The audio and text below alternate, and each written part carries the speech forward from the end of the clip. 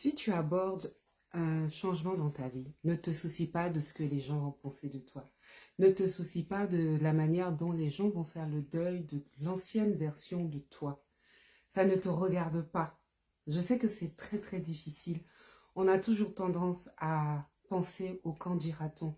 Qu'est-ce que va dire ma famille? Qu'est-ce que va dire ma société? Qu'est-ce que vont dire mes amis? Je suis en train de te parler de ça parce que en ce moment, je suis en transformation. Une transformation spirituelle. Quelque chose de très important pour moi. Je suis vraiment en train de revenir à moi, me retrouver ma spiritualité profonde, retrouver ma divinité intérieure. Et je suis vraiment en train de mettre des choses physiquement en place dans ma vie pour y arriver.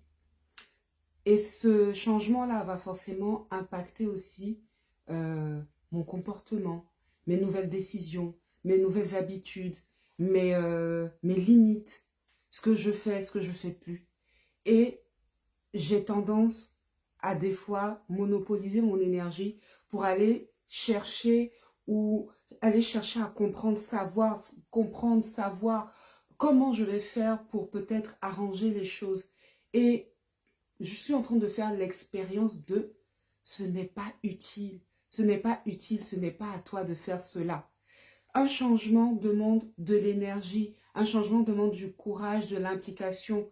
Et donc cette énergie-là doit se consacrer à ça, à ce courage, à cette implication, à cette créativité, aux nouvelles choses que tu vas mettre en place.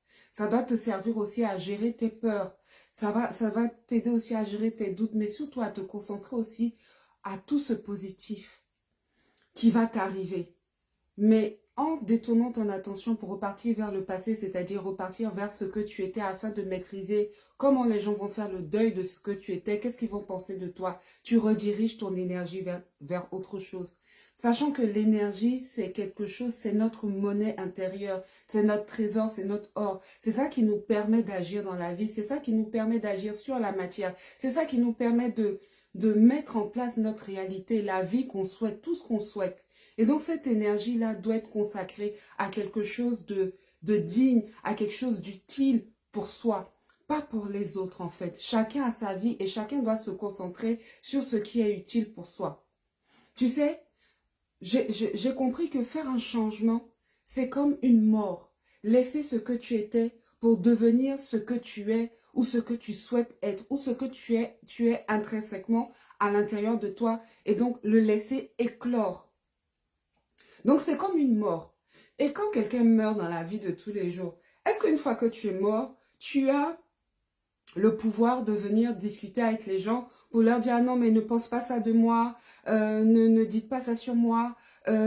Tu n'as plus le temps de t'expliquer. Tu vas transitionner vers autre chose, vers un autre monde. Même si tu es là, tu ne peux pas t'expliquer. Tu ne peux pas contraindre les gens à penser des choses de toi. C'est la même chose. J'ai compris que quand je transitionne, quand je suis en train de me transformer spirituellement dans mes habitudes, dans ma façon de penser, dans ma vie, dans mes décisions, je n'ai pas à me préoccuper de ce que les gens vont penser. Parce que ça ne me regarde pas. Ils ont aimé cette personne, cette personne que moi j'ai laissée, cette ancienne version de moi que j'ai laissée ou que je suis en train de laisser, ils étaient attachés à cette personne. Ils ont des souvenirs avec cette personne. Seulement moi, je ne suis plus cette personne. Ce n'est pas à moi de faire le deuil de cette relation parce que ce n'est plus moi. Cette relation qu'ils ont avec cette personne ne m'appartient pas puisque ce n'est plus moi. Et en plus, ce qu'ils ressentent dans leur cœur, ce n'est pas à moi de le gérer ou à moi de le juger. C'est selon ce que eux ils ressentent. Donc je dois les laisser faire leur deuil. Je dois les laisser faire leur processus d'adaptation, de guérison, de dire au revoir, quoi que ce soit, de cette personne que j'étais. Ça les concerne, ça ne me concerne pas.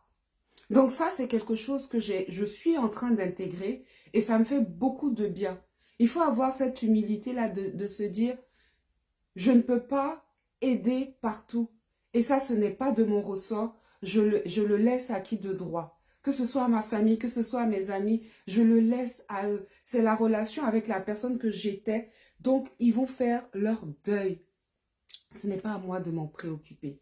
Et souvent, on se met à y penser et ça prend beaucoup, beaucoup, beaucoup d'énergie.